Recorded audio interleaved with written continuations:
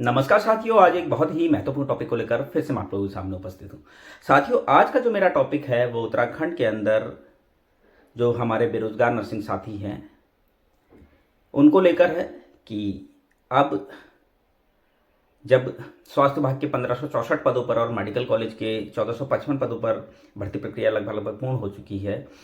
अब जो हमारे बेरोजगार नर्सिंग साथी हैं वो कैसे सरकारी सेवाओं में आएंगे, ये बहुत ज़रूरी मुद्दा है साथियों। तो साथियों, जैसा कि आपको पता है, Rudrapur medical college, Pithoragarh medical college और हरिद्वार मेडिकल कॉलेज जो हैं, अभी यहाँ पर वैकेंसीज नहीं आई हैं। ये 3 मेडिकल कॉलेज हैं और तीनों मेडिकल कॉलेज नए हैं। इनमें भी नर्सिंग अधिकारियों के लगभग लगभग 1000 से ज़्यादा पदों पर जो है अभी विज्ञप्ति जारी होनी है, जिसमें कि Haridwar medical college PPP mode पर दिए जाने की पूरी तैयारी हो चुकी है, जिसका हम लोगों को विरोध करना है। साथियों देखो, हमें समझना होगा, हमें हरिद्वार मेडिकल कॉलेज को पीपीपी मोड पर दिए जाने का विरोध करना होगा। मंत्री जी से मिलना होगा, मंत्री जी से रिक्वेस्ट करनी होगी कि हरिद्वार मेडिकल कॉलेज को पीपीपी मोड पर ना दिया जाए। ये इसलिए कह रहा हूं साथियों क्योंकि पीपीपी मोड से सिर्फ और सिर्फ उत्तराखंड को नुकसान हुआ है। आप अभी रामनगर का सब डिस्ट्रिक्ट हॉस्पिटल देख लो, आप बीरूखाल का सीएससी देख लीजिए, या फिर भिकियासैंण का सीएससी देख लीजिए, या और भी तमाम जितने पीपीपी मोड पर हॉस्पिटल दिए गए, चाहे वो नैनीताल जिले के खैरना का सीएससी सेंटर जो गंगासील हॉस्पिटल को दिया गया था पीपीपी मोड पर, अभी रामनगर का जो सब डिस्ट्रिक्ट हॉस्पिटल है, बीरूखाल का सीएससी हॉस्पिटल है और आपका भिकियासैंण का सीएससी हॉस्पिटल, इसको बिजनौर की कोई कंपनी चला रही है, शुभम सर्वम मेडिकल प्रोजेक्ट करके। लेकिन आप इन जितने भी ये पीपीपी मोड पर चला रहे हैं, आप इन हॉस्पिटलों की कंडीशन देखिए, सिर्फ और सिर्फ ये रेफरल सेंटर है, तो फिर क्या फायदा। इससे बढ़िया तो हमारी सरकार जो है वो कर रही है बहुत अच्छा काम। कम से कम रेफरल सेंटर तो नहीं बनाए हुए हैं हमारी सरकार ने। तो हमें मंत्री जी से मिलना चाहिए, हमारे स्वास्थ्य मंत्री डॉक्टर धन सिंह रावत जी से मिलना चाहिए और उनसे निवेदन करना चाहिए कि हरिद्वार मेडिकल कॉलेज को जो है वो पीपीपी मोड पर ना दिया जाए और सरकार स्वतः ही इसका जो है संचालन करे। जिस तरीके से Haldwani medical college, Doon medical college, Srinagar medical college और अल्मोड़ा मेडिकल कॉलेज का संचालन सरकार कर रही है, इसी तरीके से जो है सरकार Haridwar medical college, Rudrapur medical college और पिथौरागढ़ मेडिकल कॉलेज को भी स्वतः ही संचालित करे। इससे साथियों फायदा ये होगा, पलायन कहीं ना कहीं रुकेगा। जब पलायन कैसे रुकेगा, जब सरकारी सेवाओं में लोग आएंगे तो अपने राज्य में जब सरकारी सेवाओं में आएंगे तो इससे क्या होगा, पलायन रुकेगा। जाहिर सी बात है, क्योंकि पीपीपी मोड पर भी बहुत ज़्यादा सैलरी नहीं दी जाती है, तो फिर व्यक्ति क्या करता है, हमारे प्रदेश से बाहर को निकल रहा है। क्योंकि बाहर आप दिल्ली ले लीजिए या फिर अदर और जगह ले लीजिए, अदर स्टेट, वहाँ सैलरी अच्छी है कंपैरिजन उत्तराखंड के कंपैरिजन में बहुत अच्छी है सैलरी।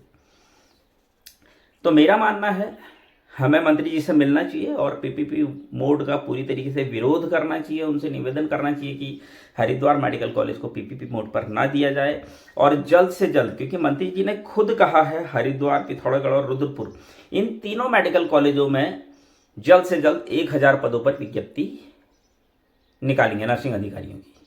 तो हमें मंत्री जी से मिलना चाहिए और उनको याद दिलाना चाहिए कि उन्होंने अपने जन्मदिन के दिन घोषणा की थी मंच से कि इन तीनों मेडिकल कॉलेजों में जल्द से जल्द 1000 पदों पर विज्ञप्ति जारी होगी। तो हमें उनसे मिलना चाहिए और उनके उस वादे को याद दिलाना चाहिए कि उन्होंने खुद से ही ये वादा किया था सभी लोगों को कि जल्द से जल्द Haridwar medical college, Pithoragarh medical college और रुद्रपुर मेडिकल कॉलेज में 1000 पदों पर नर्सिंग अधिकारियों की भर्ती शुरू हो जाएगी।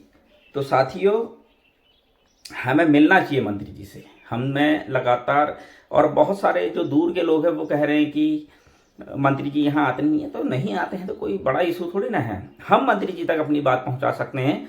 हमारे क्षेत्र के, हमारे जिले के जितने भी प्रतिनिधित्व करते हैं, चाहे वो हमारे डीएम हैं सर हैं, चाहे एसडीएम सर हैं, चाहे सिटी मजिस्ट्रेट हैं, चाहे हमारे जो विधायक हैं या सांसद हैं, या जो भी प्रतिनिधित्व करता है हमारे, उनके माध्यम से हम मंत्री जी को ज्ञापन दे सकते हैं, जिससे कि जल्द से जल्द जो है इन तीनों मेडिकल कॉलेजों में नर्सिंग अधिकारियों के जो है पदों पर जल्द से जल्द विज्ञप्ति जारी हो, 1000 पदों पर जल्द से जल्द विज्ञप्ति जारी हो। ये बहुत जरूरी मुद्दा है साथियों।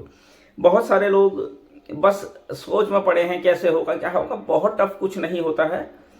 करने वाला कैसी भी विपरीत परिस्थितियों में भी काम कर लेता है, और नहीं करने वाला सिर्फ और सिर्फ बहाने ढूंढता रहता है।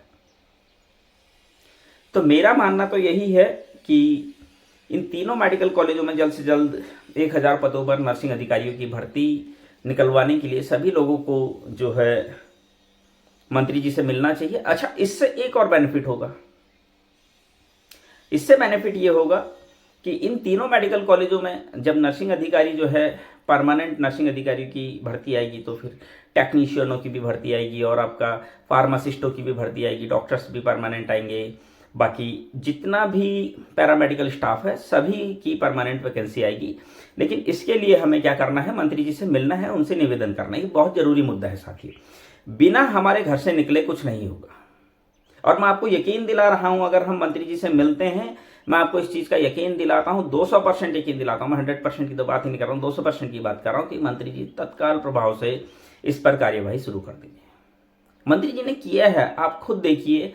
इतनी भर्तियां आज तक किसी ने नहीं की। चाहे आप शिक्षा विभाग में देख लीजिए, चाहे आप स्वास्थ्य के क्षेत्र में देख लीजिए। जितनी हमारे स्वास्थ्य मंत्री डॉक्टर धन सिंह रावत जी ने अकेले जितना काम हेल्थ के क्षेत्र में और शिक्षा के क्षेत्र में कर दिया है, इतना काम शायद ही आज तक किसी नेता मंत्री ने किया हो। तो जब मंत्री जी इतना अच्छा काम कर रहे हैं, तो उनसे मिलने में कहाँ दिक्कत है। हमें उनसे मिलना चाहिए, हमें उनसे निवेदन करना चाहिए कि इन तीनों मेडिकल कॉलेजों में जल्द से जल्द जो है 1000 पदों पर जो है विज्ञप्ति निकाली जाए। और एक बात और कहना चाहता हूं साथियों, वर्षवार के लिए भी हमें कहना चाहिए, क्योंकि लास्ट टाइम पर भी जब अपने जन्मदिन के दिन भी उन्होंने कहा था कि सीनेटी वाइज ही मैं जो है अगली भर्ती भी करूंगा, और हमें इसके लिए भी मंत्री जी से मिलना चाहिए। इससे हम ही लोगों को फायदा होगा। एग्जाम की स्थिति आप देख चुके होंगे। ट्यूटर के जो 31 पद थे, उन पर जो एग्जाम हुआ और उसका रिजल्ट आया, आपने देखा होगा ऐसे ऐसे लोग भी क्वालिफाई नहीं कर पाए हैं जो कि पीएचडी होल्डर है। तो कैसी स्थिति आप खुद देख लीजिए। जो लोग एग्जाम का रोना रो रहे थे, एग्जाम होना चाहिए, एग्जाम होना चाहिए, वो आज एग्जाम क्वालिफाई तक नहीं कर पाए हैं। तो साथियों, सभी लोग एक होकर मंत्री जी से मिलिए। और मैं फिर से एक बात कह रहा हूं, अभी जितने भी हॉस्पिटल पीपीपी मोड पर हैं, उन हॉस्पिटलों का भी हमें विरोध करना चाहिए, ताकि भविष्य में भी ज़्यादा से ज़्यादा नर्सिंग अधिकारियों की जो है विज्ञप्ति निकलवाई जा सके। ये तभी संभव होगा जब पीपीपी मोड पूरी तरीके से उत्तराखंड में समाप्त हो जाएगा। इसके लिए हम ही लोगों को प्रयास करना है, बाहर का व्यक्ति कोई नहीं आएगा। उम्मीद करता हूँ साथियों आपको मेरी आज की जानकारी पसंद आई होगी। आगे भी मैं इसी तरह की जानकारी आप लोगों के लिए लेकर आता रहूँगा। तब तक के लिए